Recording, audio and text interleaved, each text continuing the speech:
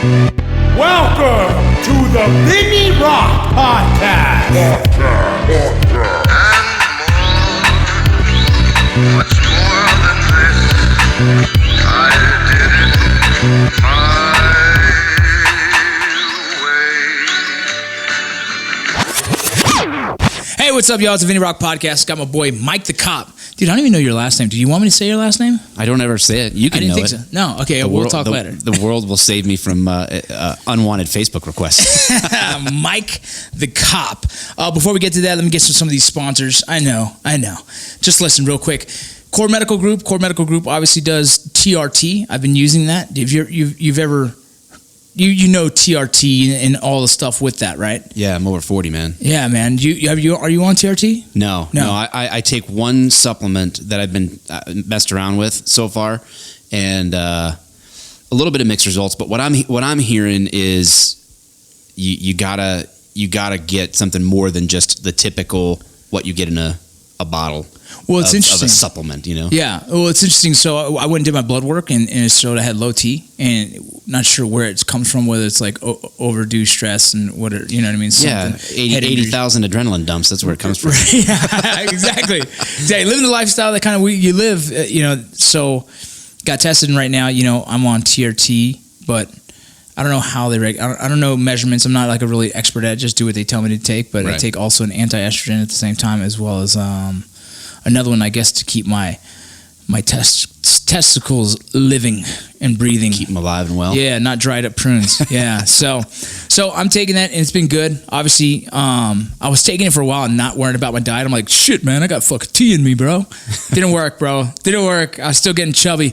Now I got my diet on track, and I use TRT. And obviously, what Core Medical Group does is kind of cool. They can ship it directly to your house anywhere in the United States. And so you'll go to a clinic that they recommend in the area that you're living. Yeah. You'll get your blood work. They'll come back and tell you like this and that. A lot of law enforcement officers have been doing this recently. One of my good buddies didn't even know he had a vitamin B deficiency, and they identified that as well. And so now he's got his vitamin B, he's got his TRT, and the dude is like, for me and law enforcement, I think it's very important to be physically fit. For sure. To not be the liability in the room, right? Not be the liability in the car, whatever it is. And so it's cool to see a lot of law enforcement who listen to this have been checking their T. Some guys got disqualified right away. Like, fuck no, bro, you got too much. But the guys who needed it are getting help, and it's cool. So to be a T donor. Yeah. I go down to the clinic and get $25 for my tea. It's like plasma in college, dude. But yeah, man. So Core Medical Group, you guys go check them out. Willie Pete's Chocolate. They're doing a chocolate bar for our nonprofit right now. Are they? Yeah, dude, that's awesome. Yeah, he's a veteran. He started growing the plants and making the chocolate right out of his own house. Yeah. He's now full time doing Willie Pete's Chocolate. Yeah, we have a call for backup campaign. So it's like this nonprofit training we do. I mean, somewhere every week or two, we're in some city doing training. Not we as in the organization, not me, but. And yeah, he reached out, man, because I did a fundraiser with some firefighters eating this hot stuff. Yes. So he reached out and he's like, hey, I want to design something and let's run a campaign to give back. So like we gave him our artwork, man. He just said I think last week we saw like the final edit of what it's going to look like. So we're just going to have. He's a super hot chocolate bar? No. We just did straight milk chocolate. For this fundraiser. Dude, you seen that he has like a Moab? It's like Carolina. Bro, I can't handle it. I told him, I was like, dude, this is a half pound of chocolate. I can't eat normal half pound of chocolate, let alone Carolina Reapers and scorpion peppers. I'm like, God, it's crazy. Yeah, that guy's cool, man. And I love what they're doing. We're working on trying to get a hot sauce, but it's kind of like a smoked barbecue hot sauce kind of thing, and hopefully coming out with that here soon. Me and him talking about it. I was like, dude, let's do a hot sauce. So that's the first one of hopefully several others we're going to be doing. But Willie Pete's Chocolate, you guys check them out.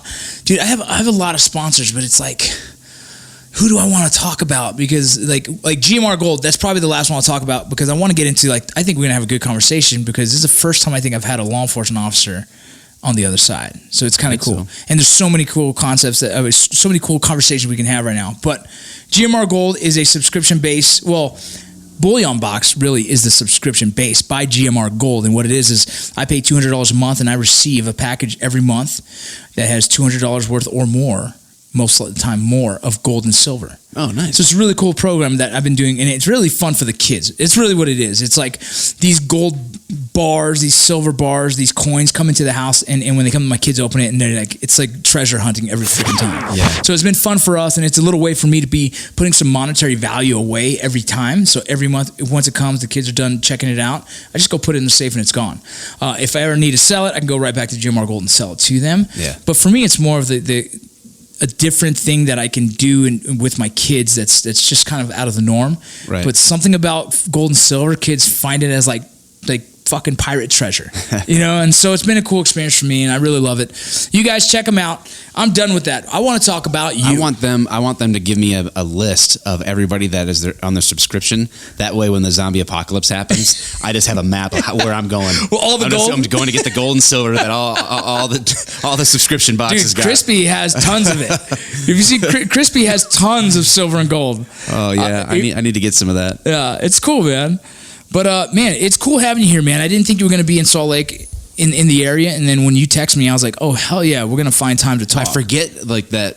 There's a lot of creators here. Like and I was like, man, this is crazy. So I haven't been able to fill my time. Like, make. Oh, it's content, been man. easy here. It's awesome. You make a trip and you get it a lot worth it, because yeah. you get everything done. If you guys don't know, Mike the Cop is a social media influencer in the comedy / law enforcement space. A cop, an actual living, breathing cop who jumped into social media and started having a really good following. And I love a lot of the shit you do. There's some stuff I'm like, hey, when the touching the trunk, some law enforcement officers teach that. I know so much hate from cops. I knew you were. People are like, yeah, you're now I know you're not a cop. I'm like, listen, man. I'm like, dude, not every city's going to teach the same exact tactic. Whatever. You know what I mean? I was like, I go back and I'll take a snippet. I'm like, look at this part of the video where I say, if you were taught this or you have a reason, drop it in the comments. Yeah. I'm like, I invited you to explain. Like, right. I'm telling you. I even made a comment. I said that I was taught that in the academy. Still don't know why I never used it. Yeah. You know what I mean? Because I was talking to a Salt Lake cop last night, and I'm like, he's like, yeah. He's like, we don't do that. We didn't learn that. And I'm like, oh, okay. But I'll have other guys an hour from me, and they're like, yeah, we all do that. And I'm like, okay. So the whole argument online that what happened that day was, if you guys are listening, is some law enforcement academies have taught law enforcement officers, and I say this out of experience, they taught me to touch the back of the trunk. For what reason? I've heard different scenarios, whether it's to keep your prints on it if they run off, whether it's to check if it's unlocked, if the trunk is open, then it's open search, or whatever the case. And so all these different reasons why, I don't know, I can't tell you by fact what the reason was why I was taught that. But Mike made a video explaining how he thinks it's obviously pointless, and we all agree with it. And I'm like, okay, if you're in a place where somebody sent me an email like, hey man, I work along the border, and a lot of times people are in the trunk.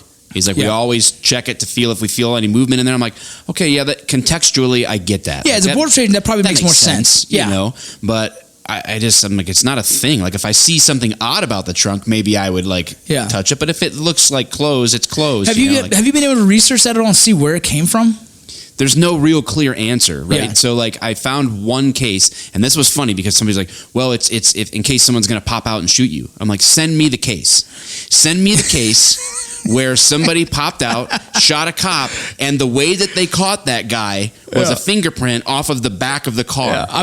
Send it to me. I'm gonna do a tactical roll on my approach to the vehicle, because just in case some motherfucker wants to pop out and shoot. Yeah, and I'm like, and somebody's like, yeah, it happened in Georgia in 1954. I'm like, so it could have been in that law enforcement community. It's like, oh, hey, guys, and this is fresh out of the mail. Look at this. Some copper got smoked in Georgia from somebody who hopped out of the trunk, and those guys were like, listen, motherfuckers, we're touching that trunk every time we touch. And then it just started. I don't know. It went through channels. It's like one of those things where I'm like, well, I guess maybe, but yeah. And I saw some of the shit you were taking from that, because obviously I do follow everything that you do. There's about probably 5 or 6 law enforcement officers that have good pages that I follow and that put out a really good vibe, or just put out content that to me is interesting. Yeah. And what got you started in the space? You know what I mean? Like what was it that you decided, you know what, I think a voice needs to be there?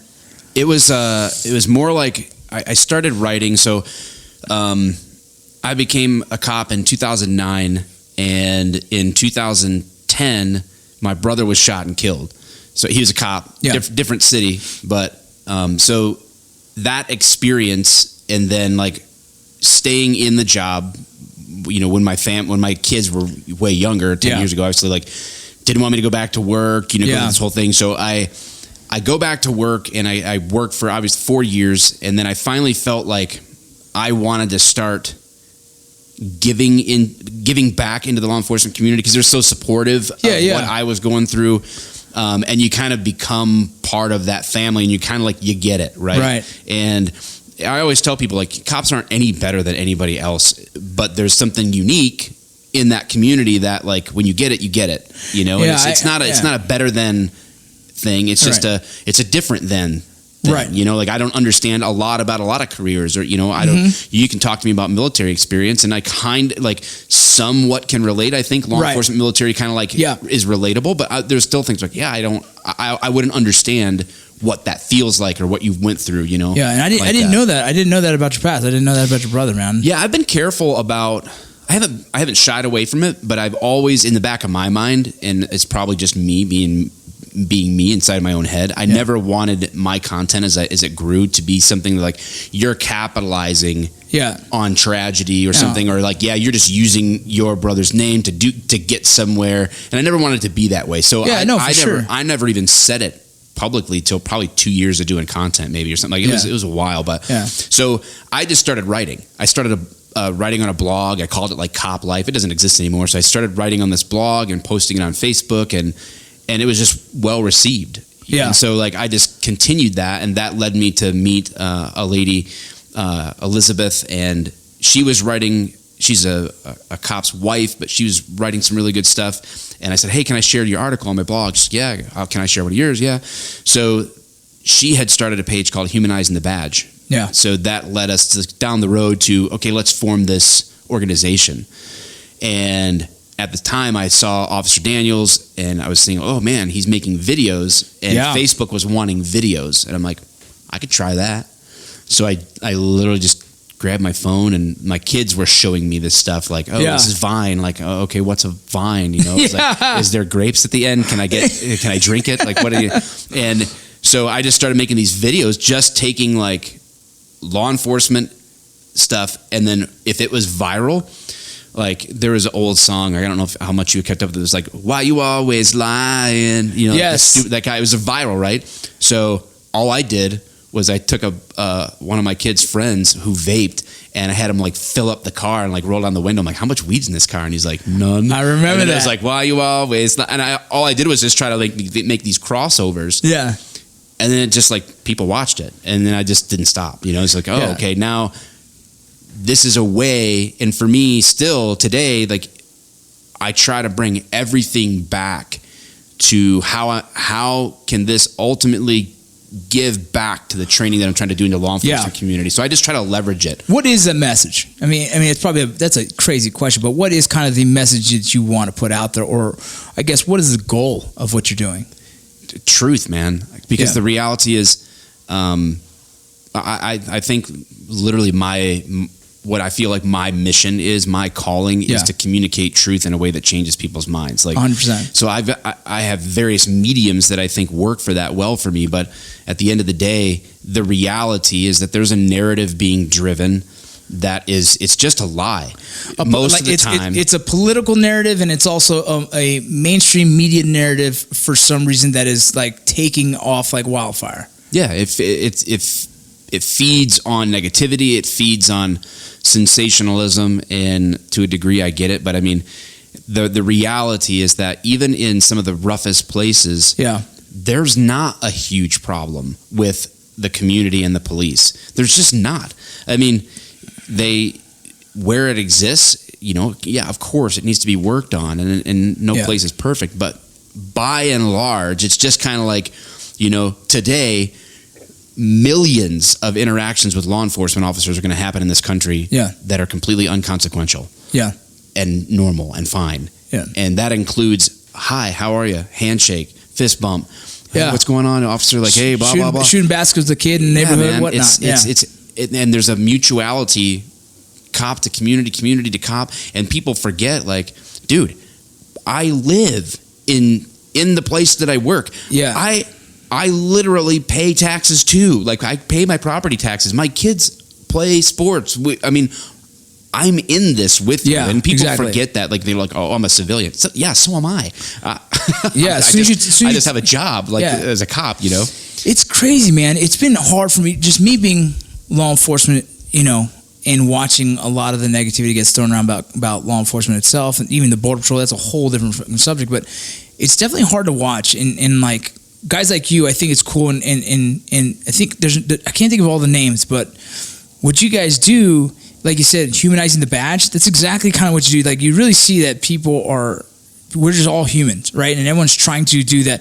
Like, someone who signs up to be a law enforcement officer, they don't sign up to be a law enforcement officer so they have the power over people. But I know there's probably a few of those assholes that use that, right? Sure. You know what I mean? Because in every group, like, dude, people are like, oh, Rangers are badass. I'm like, some of them are fucking assholes, right? Like, and some of them are not. Like, some of them snuck through the cracks, and I don't know how, but they did. Yeah, that's absolutely. just the fucking reality of it. You can go in a line of fucking Ranger graduates. You know what I mean? You're gonna say, all right, fucking probably 80% of these guys are fucking turds. You know what I mean? Who knows? It's just sometimes shit happens. You know, I've had guys in my squad who are like, how the fuck did this guy make it here? You know, even in the Border Patrol, there's guys that got through Border Patrol Academy, and I'm like, absolutely, holy fuck, this is the guy. I'd rather him go grab my lunch while I go fucking do my work. You know what I mean? Yep. And so it's like, people forget that. Like, people for some reason don't acknowledge the fact that look at their own circle, and there's always some fuck up.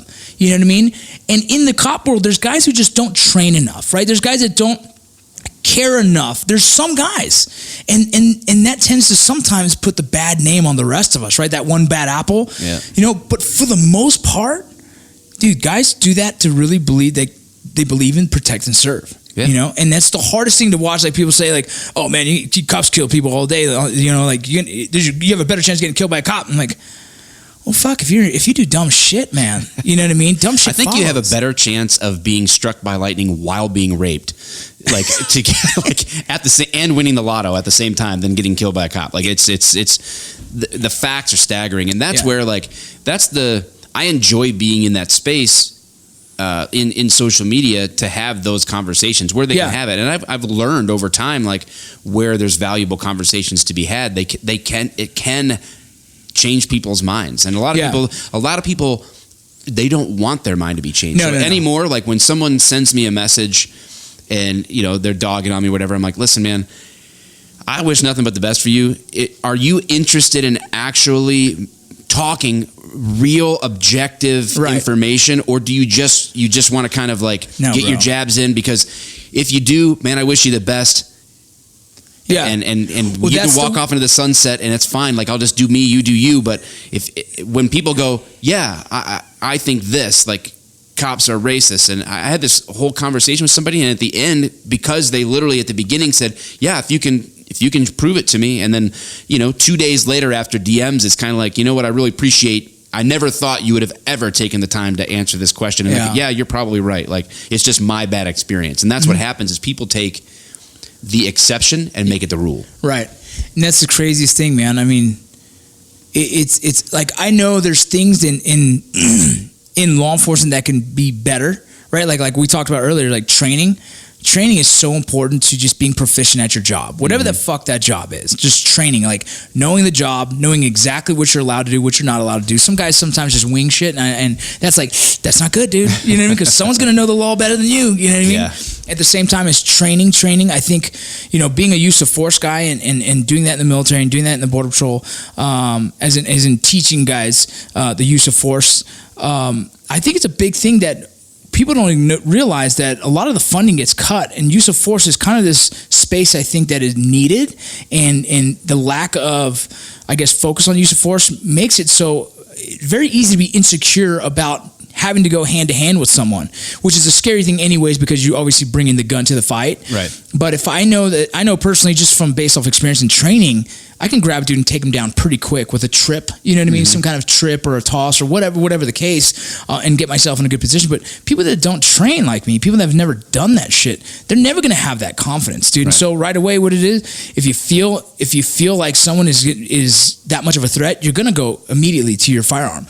And so that's one of those things, like, there's definitely things I think can be fixed on the side of training, but I also come from a background of Ranger Battalion where all we did was we trained for 6-7 months straight, and then go to war for 4 months and come back and train again, right? Like, my life was training, and I noticed how proficient we became as young dudes at war because of how hard we trained. Then getting into law enforcement, really like, man, we don't train enough. Like, I knew right away. I'm like, oh no, we're not training enough. Right after the academy, the training was, you had to do it on your own.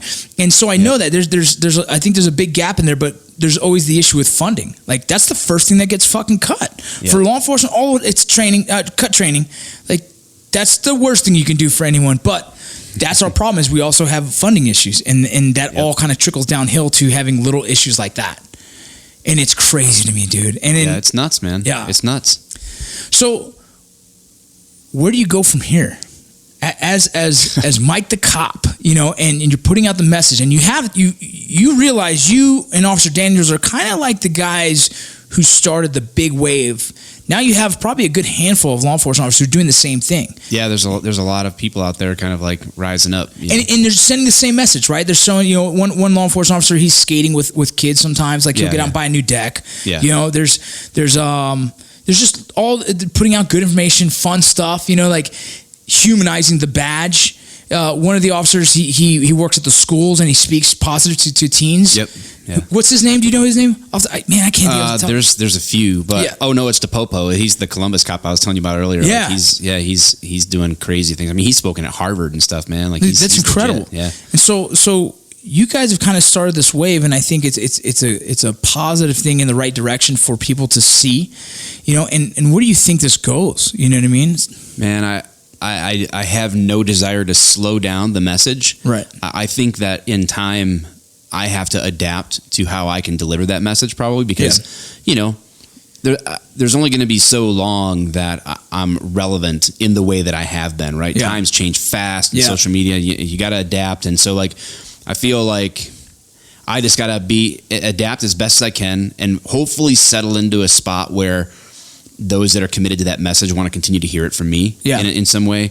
But I'm trying to, man, just leave something for my kids and try to build something bigger than myself that can go to them. Because like right now, man, like if I die in a fiery ball and a Delta Airlines on the way home, like my kids they have one Memorial T run and it's over. That's it. You know? So like, please buy it if I die. Well, it's crazy, man, because I relate to you so much, because I feel like I'm in a very similar space as you, right? And I started in the YouTube world with all my buddies, and I early on knew, like, all right, there's an expiration date to this, right? There's going to be, even though we were special operations guys, so we got a lot of notoriety just on that alone. Then we actually put out good content, so we were kind of a winning team, and there was very few I think could compete with what we were doing. But I always knew there's an expiration date. There's going to be some Delta freaking operators who are funnier than us, younger than us, and better looking than us showing up on YouTube, and they're going to smoke us, right? That was my head. Like, in my head, I'm like, oh, we're done. You know, you got some pretty ass freaking badasses that have done way more than us. They're gonna outshine us. And so, like, right away, I knew, I was like, all right, what's my next big plan, right? And in keeping in line with my belief systems of promoting and mentoring and inspiring veterans, right? Veterans in law enforcement is kind of my space, you know, and that's where we kind of connect even more. And so it's like, now that I got into film and television and going more mainstream, I'm seeing a bigger ability to influence, and that is what's motivated even more, right? That's what's motivated me even more, because I know this, man, and I'm sure you know this as well, like YouTube, Instagram, all this stuff. There's power in this, in influencing in this positive way, but it only happens when you have the followers to hear you. Yeah. And so, like, and the biggest influencers in our time are mainstream media people. Fucking Kim Kardashian, right? You know what I mean? Right. That's one of the biggest influencers of our time, and not in a good fucking way, in my opinion, right? She's done some things I've seen as like, okay, she's trying to do cool shit. Right. But Kanye West, like these guys, these people that have their opinions and they voice their opinions, I think there's guys like you need to be given a better platform. You know what I mean? And that's why I do what I do, right? That's why I'm trying to, obviously I'm on a Minds MC, but my goal is to fucking hopefully be a household name. And then I have, 10 million followers saying, what's he got to say today? And it's, hey, if you're a veteran, there's life after service. If you're in law enforcement, hey, we support you. We got your back. You know what I mean? Because we don't have that enough. There's not enough guys with huge influences saying good things about law enforcement officers and trying to change the mindset of people that just right away grow up thinking, oh, cops hate us? Okay, cool. Well, yeah, cops hate us, and that's kind of what's happening is that the conversation needs to be changed, but it doesn't change from the bottom. It actually changes from the fucking top. Yeah. Our biggest influencers have to change that conversation, and we don't have anyone in the space doing it for us. Yeah. And so that's where my mission has become recently. And it's like, and it's this, I don't want to be self-indulgent and say, I need to become famous so I can fuck no. I'm scared of that concept, right? I just want my influence to grow better so more people hear my message. Right. And that's the same as what you're doing. And for me, it's like, I hope that we can find ways of getting guys like you more views, more listeners, more followers, because like I said, I think that message starts from the top, and we're all trying to get to the top to have that more impactful, I guess, guidance for others. Yeah. Holy shit. It's not an easy road. No, bro. It's like it's a grind, man. It's an uphill battle, dude. And that's kind of like what I've been struggling with for so many years now, man. It's crazy. How does like your department feel about, social media? Do you guys end up having cause all of a sudden this is big for cops, right? Like cops are doing it. So is there like, hey, we got to have a meeting, stop being fucking social media guys? Like, it's sort of like a clash of cultures in the police world with this stuff, and so it's an odd thing. I was fortunate, because I had been doing nonprofit work for 2 years before I ever put a camera on myself. So my administration, when I sent an email that says, "Hey, I'd like to make some videos, and here's the goal of what I'm trying to do," they said they just gave me a long piece of rope. Like, all right, here you go. Let's see how it goes. So it started going, and I'm like, it's still going. Nobody's stopping me. Yeah. And the director of public safety at the time, so the big boss, he was like, stopped me in the hallway one day. He's like, oh, I saw one of your videos, and I was like, oh, here it is. You know, and because I've always kind of just said what I wanted to say. I go speak my mind, and and so you don't have this message that's making sure it's safe for everyone else. Like, no, I'm going to say what the fuck I want, and I'll take the heat when it comes for it. And I've been wrong on things too, whatever. But he's like, yeah, I hear my kids laughing in the kitchen, so I went in there, and they're like, Dad, look at this cop doing this video, and he's like, yes, that's so funny. He works for me. And he's like, so whatever it is that you're doing, just keep doing it. And that's what I was like. I would get my morning coffee. We're going to work day shift, and I would go to the schools, man. If we didn't have calls, I'd go to the schools, and I was Snapchatting with kids, and just learning that environment, because it didn't come natural to me. I wasn't I didn't get Facebook until I don't even know when. I wasn't a huge social media dude. It took me probably 2 years to really understand the dynamics of how to post. Yeah. You know what I mean? How to something so natural but still look fun. You know what I mean? It took me a minute to figure that one out. You know what I mean? And you, obviously, once we get it, though, it's hard to explain to someone else how to do it, because there's how do I grow my followers? Bro, you got to really learn how to post, right? And it's just a weird thing, man. And so from there, they just let you go. Yeah, and then I had just a real wide berth. And I had a good sergeant that early on, when I was doing videos on midnights or whatever, and he said, listen, love what you're doing. He's like, I'm telling you, he's like, just cover yourself. Yeah. He's like, tag out for your lunch or your break or whatever. We work 12, 16-hour shifts. Or he's like, just tag out. That way, there's never a thing like, hey, you were on company time, that kind of a thing. And then eventually, once, oh, okay, this is a thing.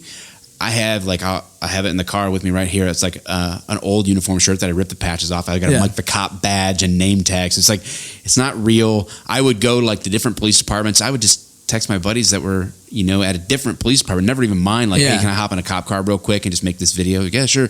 And I'm in a cop car, but I'm not working, so Yeah. a lot of people early on was like, I can't believe we pay you to Oh, be like, I know, hey, I morons, know. it's the internet. Do you get on, do you watch reruns of Bill Cosby and think that's why he should have gone to jail? Because he was like, I'm like, what are you doing, man? Like, use your brain. It's crazy, man. Has there been any video you've done that's caught you in a little bit of bad, hot water? No, the only thing that ever happened now that department I don't work for anymore. I left full-time police work and went to a part-time department, and the part-time department was like, listen, you just keep our department name out of it, do what you want.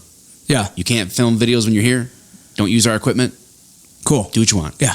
No problems. But my full-time department now has a policy that's actually I'm so proud of this. Mike the cop is in a policy like they can't appear in any videos, Dude, I knew whatever it. else, and I'm just like, well, yes, I made it. That's I made what a I was policy. wondering, right? That's what I'm But that's after, because that guy that let me do that, he retired. New administration, new city administration, and there's just a guy that had a hard-on for me in the city, not in the department, but in the city. Yeah. And they got a technicality. I woke up to a phone call one day. I had one of my old partners, and he was training a guy. Yeah. And this guy had experience. He had two years experience already. He came to our department, so he's not like a rookie, but off duty. Came and was in a sketch comedy thing that I did, and because he was in that video, they saw it. And we have a policy, training officer and trainee cannot fraternize in any way Yep. while in the Yep. training process, which I agree with. I think that's a good policy to have. Yeah. But you get to this gray area, like, but he's been a cop Yeah. for 2 years. Like, this isn't like he's already here. Like, so I took that video down. And Just then, out of respect to just then not- they went through, and then I was getting calls like, hey, this one needs to come down. This one, I was like, no, it's not coming down. You're not my boss anymore. Yeah. So then that created that conflict, because they were like, yeah, but this all has old stuff in it from like our department. I'm like, I don't care. I don't work there anymore. You're like, you can't tell me to take Bye. it down. Make This is my a job policy now. called Mike the Cop. There you go. I'm like, you tell the new city administrator he's an asshole, and I will go in there right now and set a meeting up. I'll come in there and tell him he's an asshole myself. It's crazy. Like, why wouldn't you want that positive feedback and that positive kind of notoriety for Well, one of those videos, we did a fundraiser for police widows, and we raised like $8,000, dude, in a live stream, and they wanted that video down because a cop was on there, and I had a beer on I wasn't working. Yeah. I had a beer in front of me to kill we weren't like pounding beers. I literally was just killing the heat from the hot stuff or whatever. And because there was a beer in the shot and one of the guys was in uniform, which they had permission to be at the time for the fundraiser. Yeah. That's got to come down. I'm like, you tell that city administrator that obviously he doesn't care about, actually giving back to people in need. I'm like, this is retarded. Crazy. It's crazy. I can see where some of the old timers who don't understand, the power of social media can be completely offended by the concept of it. Sure. But yeah. Completely different world. 100%. Like, my dad wouldn't get it, right? My dad would be like, what the fuck are you doing? You know what I mean? But at the same time, like, they have to see that the influence is so powerful, man. Like, it's just puts, if a law enforcement officer is putting a smile on people's faces, that's fucking good compared to all the other shit that's going on. Not a bad thing. It's not a bad thing. And man. the crazy thing is like, what departments have to understand, and this is an administration issue, and I think we'll see over the next 10 years they'll be very different, because guys like me will be the bosses, so social media will be part of the fabric. Yeah. But it's when the kids in junior high they're not forming their opinion of the police from objective sources. They're getting it from Twitter. Yeah. So whatever video snippet they see, and see, cops are racist, that's okay. Cops are racist. I saw it on Twitter. Right. Like, but if they wait a second, I thought cops are racist, but see this cop here doing this on Twitter, like, that's different. That's where we're going to reach them. Yeah. So your departments have no choice. If you're going to inspire the next generation, you have to get on social media. You have to. Yeah. It's not going to be on a blog. It's not going to be fucking on a magazine. It's not going to be on a newspaper. It's going to be on what everyone else. I read a study that said we are on our phones going through social media and searching the webs and everything else about 12 hours a day. Oh yeah, that's how crazy it's getting. It's just an extension of ourselves. Yeah, there's someone that said like bionic. Yeah, exactly. We're now androids. Did you ever watch that Black Mirror show on Netflix? I haven't. Dude, you watch Black Mirror and you can be like, shit, man, this is the future. Well, Elon Musk said that. He's like, that's legit. you know? Yeah, as Elon Musk said, he's like, yeah, we pretty much are androids already because the phone makes us that way because it's in our hands so often. Yeah, exactly. So eventually we'll have, like, you know, the Google's got Google. All this stuff here will be pop-up display, and it's going to be We've made ourselves integrated. robots. Yeah. Holy smokes. But, I mean, you got to kind of go with the times. You got to, like, you know, when me, Matt, and JT started doing videos with Article 15 Clothing, we were really one of the first guys making viral content. Like Ranger Up was doing their thing, and they were doing well. They were really the first brand of its kind, and then Grunt Style came in behind it. And everyone's trying to do these videos, but we got really lucky because Matt had already some good following, and boom, we're hitting these 1 million, 2 million, 3 million views. Yeah. And he had the Midas touch. yeah, right. You know, it was somehow was the Like, concept. oh, here's Matt Best putting up wallpaper, 4 Right. million views. Boom. Yeah, exactly. But Bikini Snap. Boom. Yeah, You know what I mean? exactly. So, but the crazy thing is, like, I'm an active Border Patrol agent at this time with special operations in El Paso, and it's slowly starting to be like, you know, the talk, like, hey, he's one of the guys on the video. And I'm like, fuck, what's this going to do to me? At first, everyone like loved it, dude. Like everyone's like, oh, bro, I saw that video. It's a good one. Keep doing it. And I'm like, all right, cool, whatever, dude. And then I had a supervisor like, hey, man, you called in sick yesterday, but then you guys uploaded a video. I'm like, yeah, bro, because I was sick, you know, and the video we recorded 5 days ago. You know, you have to understand social media.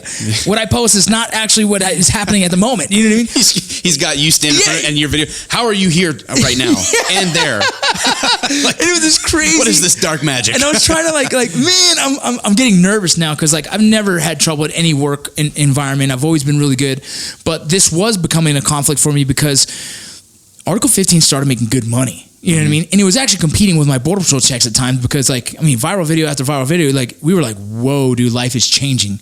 That's how we were able to invest into a fucking whiskey company. Yeah. You know what I mean? Because, like, we just grew way, way faster than we ever expected. And then all of a sudden, now I'm an instructor at Borstar Selection, and a guy goes, is that Rocco? And I was like, what the fuck? Some random ass motherfucker says, is that Rocco? Like, no one uses Rocco besides the group of dudes that I hang out, you know what I mean? And so I'm like, holy shit, this is getting real. And so when the kid graduates, he goes, yeah, man, I'm a big fan of yours. I couldn't believe you were my instructor. I was like, yeah, dude, I mean, at that time, I didn't talk so much about being a Border Patrol agent as well as, and so it was a crazy time for me, man. I was like fucking nervous. And when I finally resigned, for other reasons, it was just, we talked about it earlier. I resigned from the Border Patrol because I was just so busy focusing on work that I wasn't home with family. And so I was going through that divorce, and I was like, you know what, maybe it's time to walk away from this and try and commit 100% to, you know, the YouTube and business, where I was starting to really get comfortable with that.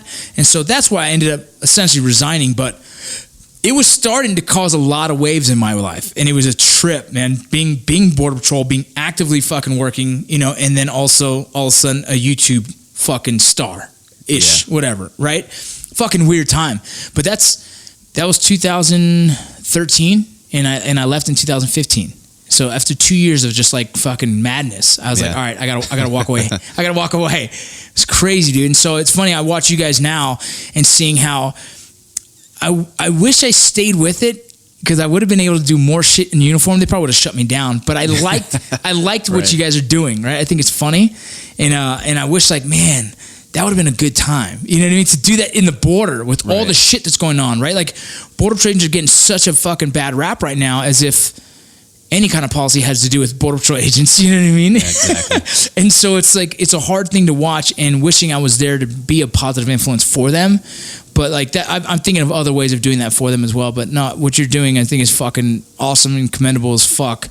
And it's just cool to see the wave of law enforcement officers that have followed you to kind of promote that positive energy of what it is being a law enforcement officer. Yeah, hopefully it works. You know, in the sense of, hopefully I can look back later, or somebody will look back later and be like, yeah, that made a difference. You know, that's my biggest fear, is that, like, oh yeah, he made some videos. You know, like I want to make a difference. So. And I think I can't. There's no way anyone's going to say it's hurt law enforcement. No, for sure. What it's done I is, hope not. You know, in the drill sergeant community, what we call, like, is taking off the hat, right? And at some point you have to talk to a soldier, and instead of being drill sergeant, you're just now your dad, right? Now you're just like mentor, you know, and taking off that hat. And essentially, I think every video you guys do is taking off the hat. Like, hey, I'm just a normal dude, and I'm just trying to give you a cool message and have fun with it. You know, and that's so important in humanizing yourself. But it's like that starts forming relatability. You know what I mean? And people just be like, you know what, fuck. That's just a dude trying to do the right thing. Yeah. You know what I mean? And so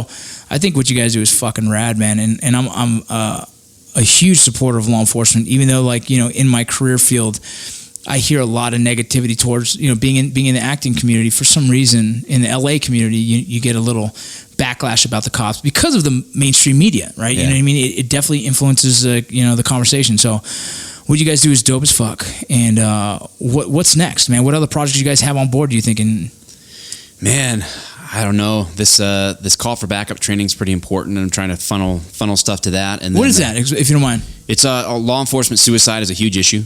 2018 that we had way more killed themselves than got killed, and so and what's funny is when we started humanizing the badge, we were like, well, maybe we'll like sell some challenge coins, take the money and give it to like families with medical needs or something like that. And so we've thought about, but we kept getting messages like, man, I got in this incident. I saw this kid died in a car wreck and I can't sleep. Like whatever's going on. Or we'd get a spouse that would say like, hey, my husband has not talked to me in 5 days. Something happened at work. I don't know. He comes home and he shuts off and I don't know how to deal with this. So we were like, this mental health sort of like arena was a big deal. So we're like, and I think awareness is great. Awareness is necessary for any issue, whatever it is.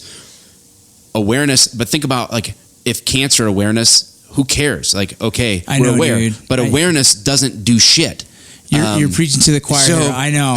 So we said like, what do, and I'm not a psychologist or whatever. Like, what can we do? So we sat down and started thinking, okay, in the law enforcement community, they have like the below 100 campaign for line of duty deaths. Like, listen, wear your vest, wear your seatbelt, drive safe, basically. Right. Like, do these things, and you're putting more of those line of duty deaths in your control to stop. Right. You can't control them all, but take the factors you can control and control them. So I was like, we have to have a simple program that we can go in and be like, here's the things that you can look for, and here's the things that you can do when you see them for yourself or for others. Right. When you start to recognize these signs of stress having a negative impact on you, where it's leading you down that path, how do you recognize it, and what do you do about it? So we're still refining it, man. It's a whole thing, but we have like people with letters after their names, helping us.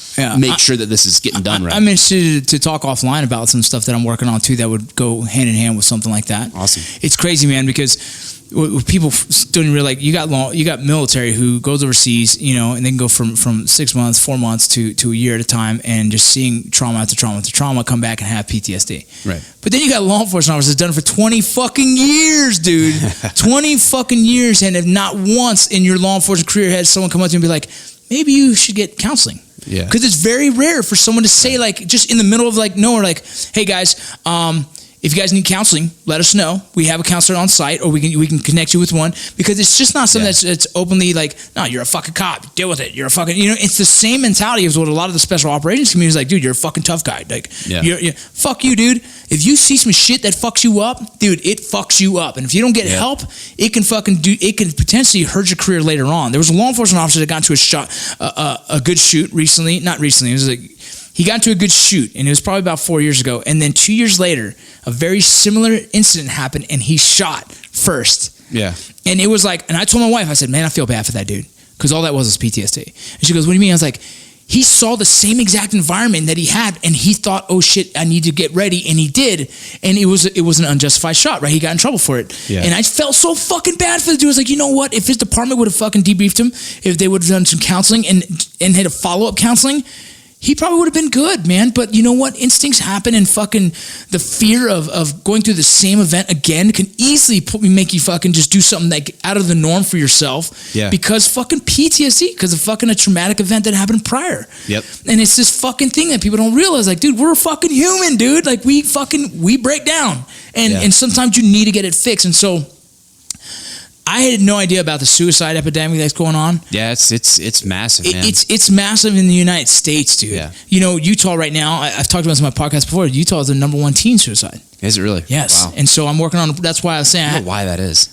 We'll talk offline for that too. Yeah, dude. But And male, and not male, just adult suicide, it comes first or second every year. Goes back and forth. With Washington is another one for some reason, right? And it's crazy to me. But not, and then also, obviously, I'm in the space of the military veteran world, which is another issue, right? Like veteran, it's gone down. Like people say 22, 22.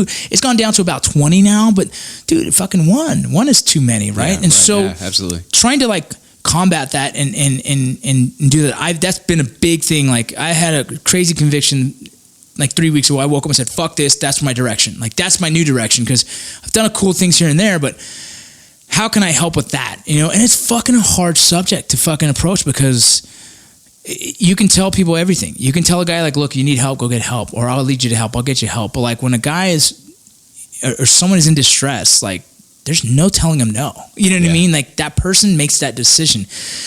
And fuck, it's sad, and it kills me, and it drives me nuts, man. I have, like, you know, one of my good, like, I do what I do in the veteran community, and I still have my friends who are veterans commit suicide, and that eats me alive, because I'm like, what the fuck am I doing then, bro? Like, I'm fucking trying. Just call me, dude. But no one thinks that, right? When you're in a distress moment, when you're fucking struggling with whatever it is, you're not thinking about, hey, let me call my buddy who'll listen. No, it's like, it's, you know what I mean? It's not. Yeah, because you're coming to a point to where you're not. In their minds, they're not thinking what I need is to talk to somebody. They missed that. Yeah. They passed that exit. Yeah, there's no and thought now process. They're just now like, it's well, like, this is all the choices I have. Yeah, stop the pain, stop the stress, whatever it is. And so it's just fucking like, well, how the fuck do you combat that? You know what I mean? It's hard. It's like, you got to prepare before it happens, right? You got to get people mentally knowing the path before it gets to that fucking red line. Yeah. And that's hard, man. But you know, like getting guys to go to counseling is hard. Like the first time I ever went to counseling, bro, crazy as fuck. I'm sitting in a room, fucking all these people, and there's a medic, there's a fucking cook, there's a fucking mechanic, and they're all talking about how their fucking war stories were fucking worse than mine. And I'm like, fuck this, I'm out. Because like I wasn't ready for counseling.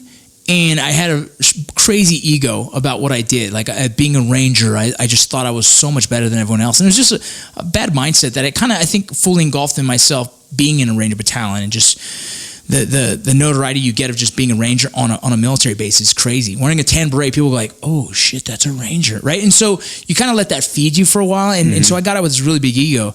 And so if I'm sitting in a room of counseling with a cook who, rightfully so, probably saw some really bad shit if he didn't expect to, you know what I mean? And the driver who saw his buddy get blown up, I didn't fucking respect that shit. I was like, fuck off. I'm a fucking infantry dude. I'm a fucking Ranger. You guys are fucking bitches. And that was my mindset. So I wasn't ready for it, dude. Like no one was going to tell me I needed counseling if I had to sit in a room with those fucks, right? That's in my head. I was done. Yeah. Then years later, I was telling you in the Border Patrol, I had some fucking issues where I was like, okay, I need to go counseling. And I found a counselor did a one-on-one session.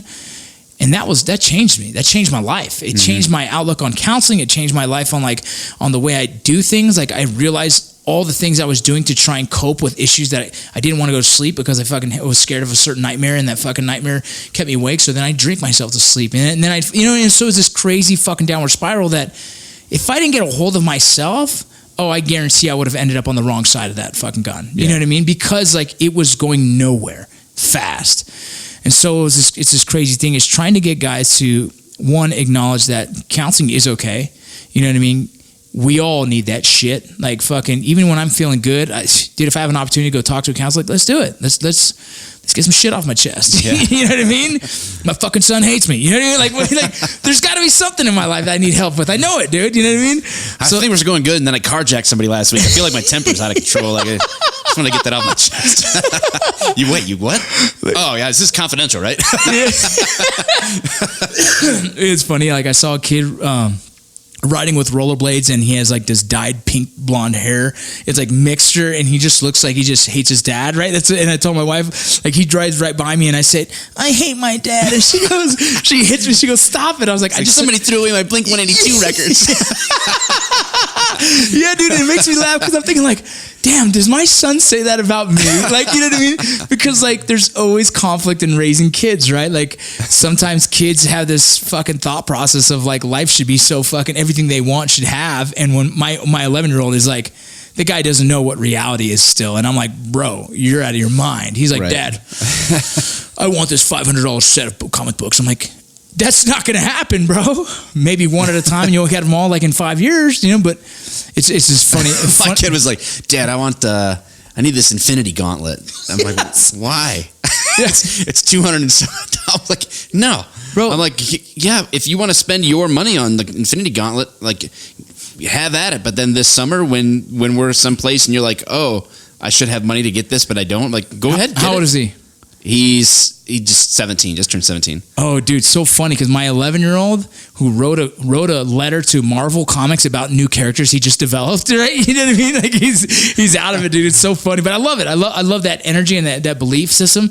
But he's like, he showed me, he goes, Dad, Infinity Gauntlet comic books, there's a set deal. I'm like, all right, cool. How much is it? I'm thinking like $30. Oh yeah, we'll figure it out. You know, $300 something fucking dollars. Like, bro, you can't just buy one at a time. Like who's gonna pay for that? And he goes, well, I thought maybe, for Christmas. Like, dude, I don't spend $300 on anybody for Christmas. Like, not even like we have 6 kids, bro. I can't spend $300 on each fucking kid, bro. It's crazy, right? Nuts, yeah, exactly. Yeah, so it's like, it's this funny thing where they're kids, and I always feel like my son goes to school saying, I hate my dad. Oh, that's funny. I don't know. This is completely irrelevant. We were just talking about this the other day with kids because, like, years ago, man, like, I mean, like any young couple, we were just broke, man. Yeah. So like when our kids were young, real young, we were laughing about like Christmas time, and it was like I remember like I think I got my son like 4 2x4s and told him I would build him a tree house. I've never built it. I lied. I just straight up lied to my kid. Like yeah, like this is all like literally we were like scraping together like okay I can get like what can I do like yeah we could do this and like it's just so funny when you think about like. What matters with family and it's and all crazy that stuff. if kids only enjoy Christmas because of the gifts, it becomes a scary thing as a parent. Oh, you know what I mean? sure. And so it's like I'm like I tell them like, dude, if I hear like I only get them 2 gifts for Christmas, and like usually their families, like grandmas and shit really spoil them, but I don't fucking spoil them. Hell no, they're like that's for me, that's me, that's it. You know what I mean? And if you say that, it's like my parents would like get them with stuff like whatever like if they tell me, bro, if my kid says, Dad, that's it. I'm like, oh, wait till next year, bro, because you ain't getting shit. Because I raise my kids hard, dude. Yeah. And I think we have to. Yeah. In this world where I was just talking about this yesterday on the Savage Gentleman podcast. We were talking about like we live in a culture. The notion that I might not have to walk outside and kill someone is a modern thing. Yes. That is not history. Yeah, but right? people Like don't around the world yes. and in many places right now where I have to go get my food. Yes. Right? Like and I might be attacked to go get my food. Bro. We live in this world where we don't get that and we have to somehow simulate difficulty for our kids or they're going to fail in life. It's the craziest thing. It's funny. Like my 11 is always just my hard case. He's just a tough kid. You know what I mean? And it's cool. It's a challenging thing for me because other kids are kind of easy, but he doesn't realize the reality of why discipline is important, right? Mm-hmm. Why there's consequences and repercussions. And I tell him like, bro, turn 18 and try this. You turn 18 and try this and you'll realize real quick you're going to jail or prison real fucking fast. And if you don't teach him as a parent that there is a consequence and repercussions for every fucking action, like there's definitely discipline when you're fucking wrong, and then there's a little praise when you're right. Just a fucking little, just enough to be like, hey, good shit, you know? Yeah. If you don't teach that fucking kid that, when he turns 18, he's gonna think he can do whatever the fuck he wants. And the first cop that tells him no, he's gonna be like, fuck you, cop, and then bam! But it's the truth. Exactly. If you don't identify that there is in life, there's fucking rules, right? And you don't have to love the rules, right? You can. It's just the reality of the fact. But if you're not raised with some kind of fucking boundaries, you'll never have them as an adult, and you'll never be successful in fucking anything because you're gonna be like, well, that's not fair. Like, bitch, nothing's fucking fair. No, definitely not. This no. is why like you end up on these calls where like, oh, it's this family trouble, and you get over there and what's going on? Yeah, my son won't go to school. I'd be like, I'm sorry, what? Like, yeah, my kid won't go to school. Like, why? You call the police for this? Yeah. And then like, how old is he? He's 6. I'm like, how old are you? Oh, he was like, I'm 35. I'm like, is he somehow monstrously bigger than you? Some freakishly large 6-year-old? Like, just pick him up and put him in the car and take him to school, man.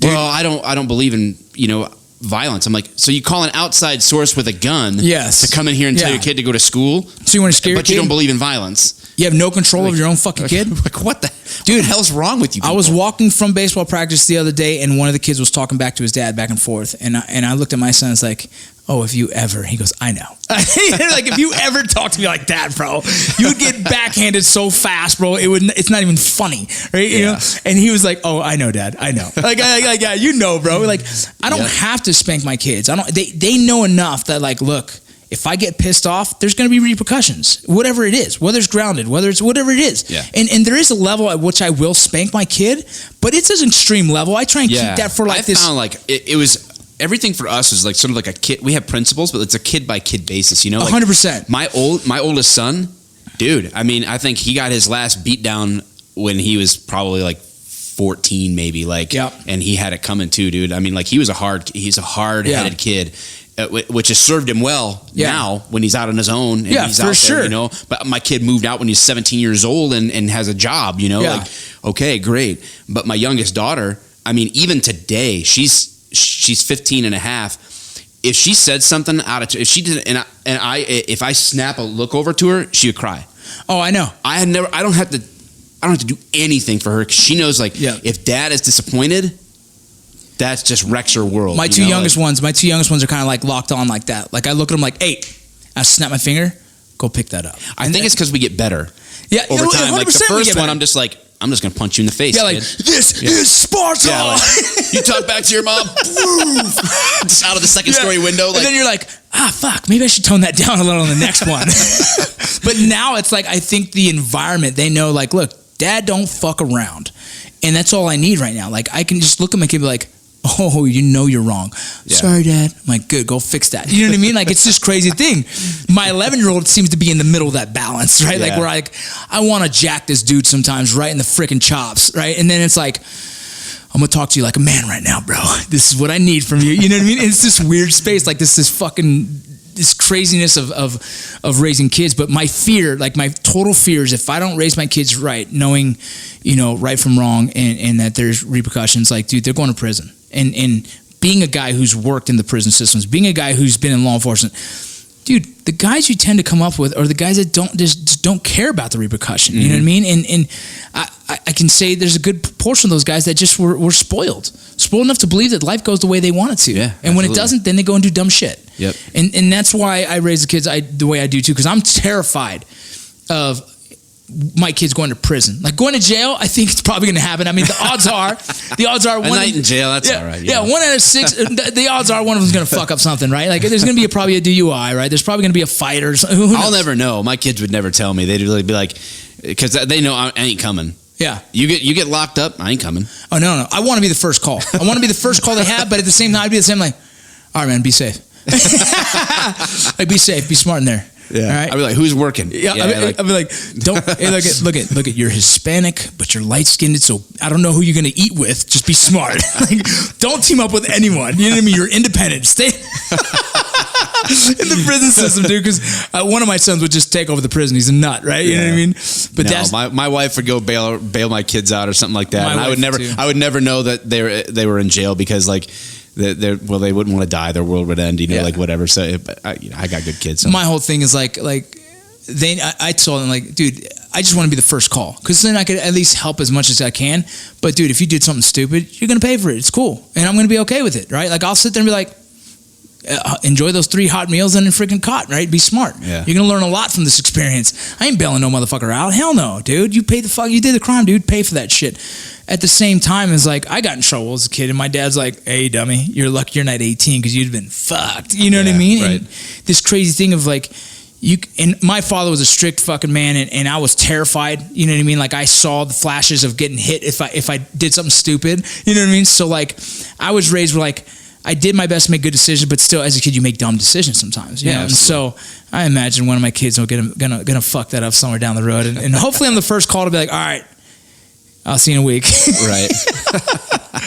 Well, shit, man, we're coming up on an hour. That shit went way too fucking fast, man. But good times. I would love to tell my listeners exactly where to find you, where to check you out, and all the cool things you got going on, man. So please. Pretty much like MikeTheCop.tv is the website, and that's like the hub. I mean, there's links to all my social media there, so that's it.